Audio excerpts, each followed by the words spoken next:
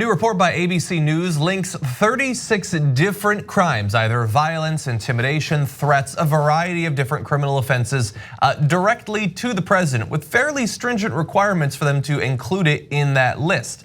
And this really goes to the debate that we've been having, that the country's been focusing on mainly since the El Paso terror attack, but that we've been talking about for some time, about the similarity between his rhetoric, the rhetoric used by people who commit terror attacks, any connection there. And we can continue to have that debate. We're gonna give you the results of the ABC News study in just a second. But as always, I think some evidence is helpful. And so J.R. Jackson put together another one of his mashups, this time of Donald Trump. And let's see whether or not he's a fan of violence and attacks and threats or is opposed to it. And he's walking out, and we're not allowed, the guards are very gentle with him. He's walking out like big high fives, smiling, laughing, like to punch him in the face. Bringing drugs, they're bringing crime, they're rapists. You know what they are? They're thugs.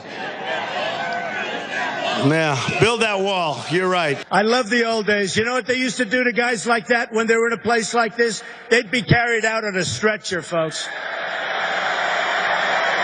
That's true. And we endorsed Greg very early, but I had heard that he body slammed a reporter. Any guy that can do a body slam, he's my kind of.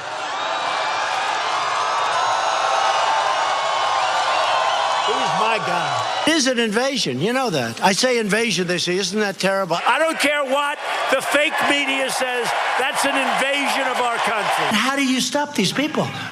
You can't. There's no.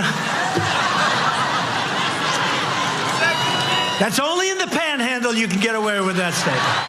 Man, no one puts together an enraging montage like J.R. Jackson. So we're gonna give you the ABC News stuff in just a second, but I feel like we have to just quickly respond to that because I had forgotten about some. I mean, the guy who's now in Congress who physically attacked a reporter, Trump, talks about it jokingly and points at the media while he says he body slammed a reporter. That should have been it. Yeah. But it wasn't it. It wasn't it for the guy running for Congress. It wasn't it for Donald Trump. Nothing matters anymore. Imagine if Obama had said, I love this guy. He body slammed a reporter for Fox News and then pointed to all the Fox News reporters. Hey guys, Democrats, liberals, look, that's where the Fox News reporters are. I love it when you body slam them. Heads would have exploded, impeachment proceedings, the whole thing. Exactly. But my favorite is Trump, when asked about all this after the El Paso shooting, said, and notice the video you just watched, he said, I think my rhetoric brings people together. Well, why don't we hear the president? Because it's laughable, but here's what he said. No, I don't think my rhetoric has at all. I think my rhetoric is it brings people together. Our country is doing incredibly well.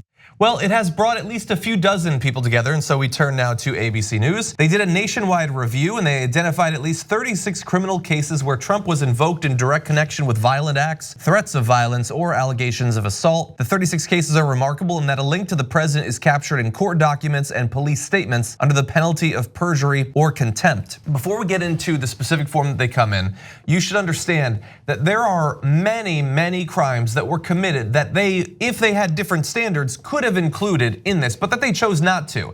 If there was just strong evidence on social media that the person who committed a crime was a hardcore Trump fan, went to his rallies and all of that, that did not meet their standard. The individual person who committed the crime, either they needed to say that it had to do with Donald Trump, or their own lawyers in either police records or court, an actual court proceeding needed to say that it was connected with Donald Trump, which is an incredibly high bar, and still they were able to find 36.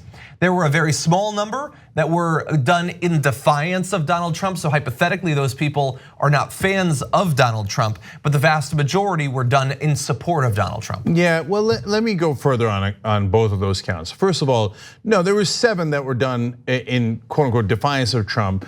No, so that doesn't count under Trump at all. I mean, I get that it's linked to Trump because they mentioned Trump, but they were attacking Trump supporters. So that or threatening. Or not threatening. All attacks. That's right. But so those 7 should be, I think, in order to have a more fair conversation here and so that you understand the context of it, should be removed from the list. 29 were said they did it because of Trump, because of Trump's language, because of how much they like Trump.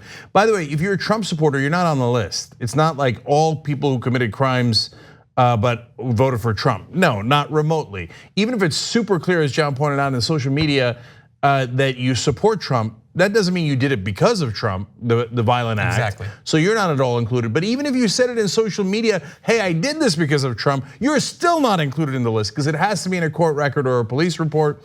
Now, if you were that explicit about it, it probably will make it in the court records anyway. But vandalism's not included, even though you could do vandalism with a swastika, etc.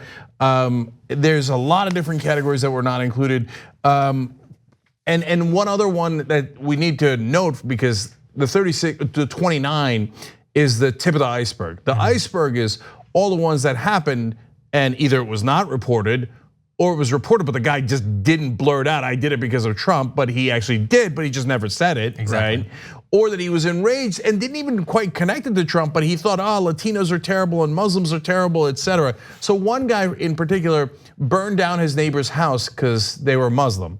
And he said, yeah, Trump told me we got to ban these people from the country. But could another case or many other cases involve attacks against people? But they just don't say, I did it because they're Muslim and Trump told me Muslims are bad. So this number of cases is really, really limited. Yeah. But it does give you a sense of the iceberg underneath. And still there's 29 cases that are overwhelming. And another really important piece of context. So I immediately thought, yeah, but how many happened under Obama or Bush, right? Obama's a good counterexample because he's a Democrat, obviously, but Bush is also a counterexample because even though his administration was awful, he usually saved his rhetoric for when launching actual invasions, and he had terrible things as well. Don't get me wrong, he ran against gay Americans in his reelection, and I can go on and on. But he didn't often go out and encourage violence in America, so it's an interesting baseline. So it turns out the number of attacks directly linked to Obama, and they did the same exact methodology for Obama as they did for Trump, was it lower than 29? 0.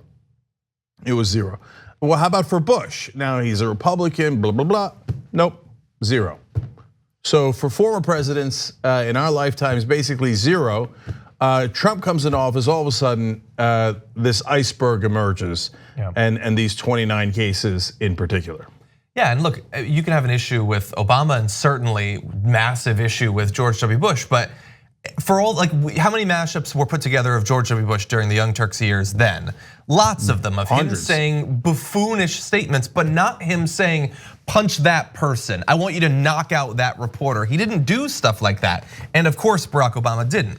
And so this should not perhaps be that surprising, but I want to give you more details. In 9 of the cases that we're talking about, perpetrators hailed Trump in the midst or immediate aftermath of physically attacking innocent victims. In another 10 cases, perpetrators cheered or defended Trump while taunting or threatening others. And in another 10, Trump and his rhetoric were cited in court to explain a defendant's violent or threatening behavior. The perpetrators and suspects are mostly white men, some as young as teenagers, some as old as 75, while the victims are largely representative of minority groups, African Americans, Latinos, Muslims, and gay men. And on the damage report this morning, we went through a few of the individual cases that are just shocking, from harassment and threatening behavior to attempted murder as well, and terror attacks, of course. It goes back all the way to August of 2015. There was a 30-year-old who beat a sleeping homeless man with a metal pole, and told police Donald Trump was right, all these illegals need to be deported. The man's victim was not in the US illegally, but can't expect that either Donald Trump or his supporters are gonna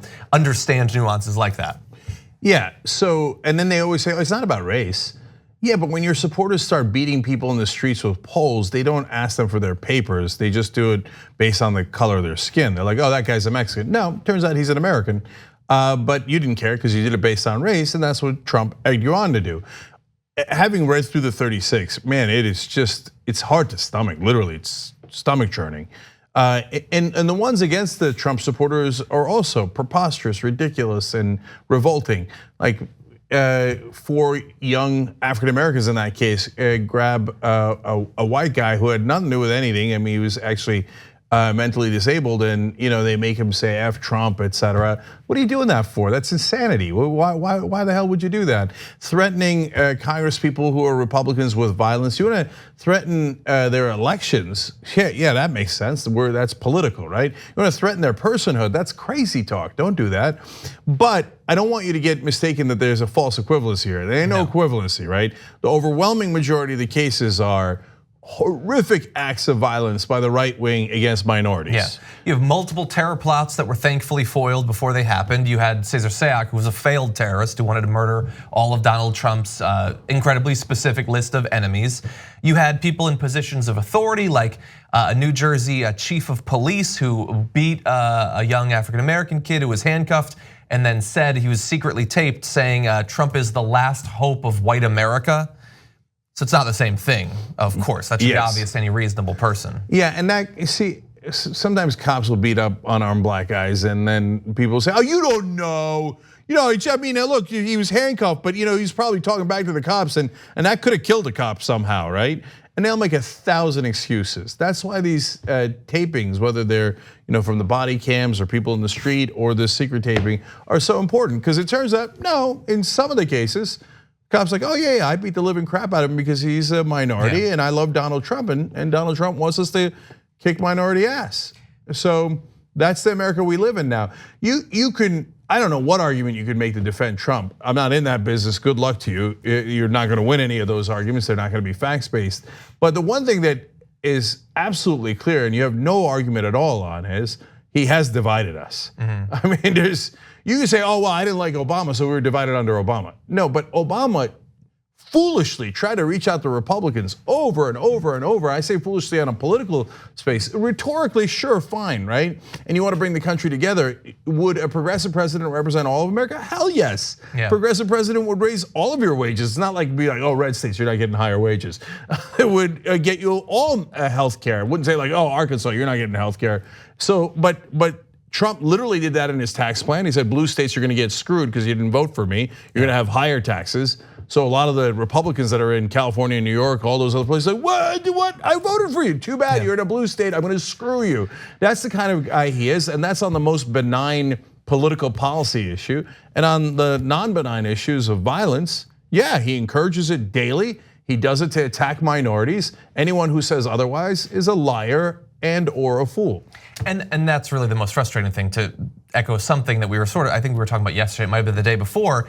There are a number of characteristics I could cite that are annoying or just negative about hardcore right wingers, but the biggest issue is that they're just gigantic liars. And this is a great example of it, where they will say he hasn't divided us, he's not spreading hate, while all the while they know that is exactly why they like Donald Trump and that's what they want. That's why they like, not just why they like a Republican, but that's why they like Donald Trump in comparison to other Republicans, because he draws the line in bold lines between straight white Christian Americans and literally everyone else. And that's the through line to all of his rhetoric and all of his policies. That's why they support him, but they know that they're not supposed to say that. And so they'll come out and say, no, it's not hate, it's just love, it's America. Yeah, and last thing on this, guys, Trump is not an aberration. He's just the conclusion of the Republican Party's divisive plan to separate us and make us hate each other and try to win elections based on hatred.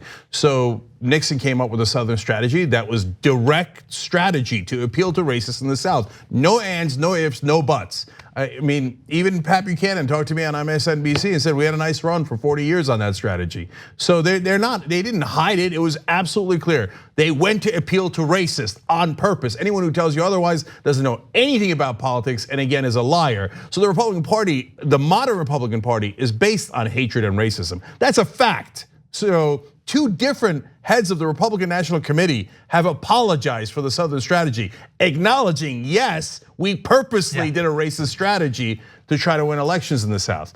So, and obviously nationwide because of that. So then Reagan goes and announces his candidacy in Philadelphia, Mississippi, where civil rights activists were murdered. And he doesn't do it to celebrate them, he does it to celebrate the people who murdered them, because he talks about states' rights in Philadelphia, Mississippi. There's no other reason to go to Philadelphia, Mississippi than to say you were right in murdering these kids that were down here, okay? When you're talking about states' rights. Back when he's running for governor, Ronald Reagan poses with two segregationists who literally tried to block black kids from going into white schools in the South, or previously white schools, very proudly, like, I'm running for governor, and remember, I'm the racist candidate. That was Ronald Reagan, the same guy who called black people monkeys, etc., right? Now, but in all of that, Reagan hit it by saying, hey, I'm just taking a picture. I happen to pick the two most racist people in the country. I happen to go to talk in Philadelphia, Mississippi, out of all the tiny little towns in the country, and I happen to be talking about states' rights. But I didn't say murder black people. I didn't say punch black people in the face. I just kind of hinted at it. Southern strategy was behind the scenes until they admitted it, okay? And they did it in ads in different ways. And said, Trump just came along and said, no, you should hate them. We should ban all Muslims from the country. He said it. He said Mexicans are criminals and rapists, and we need to build a wall to protect us from them.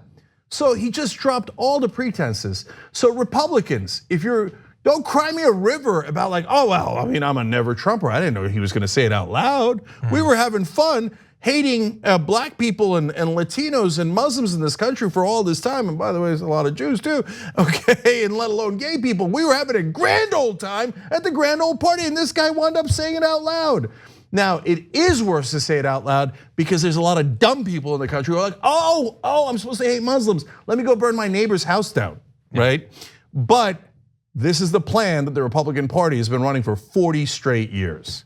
The TYT Plus app is now available on iOS and Android. Download to get more TYT content at tyt.com/app.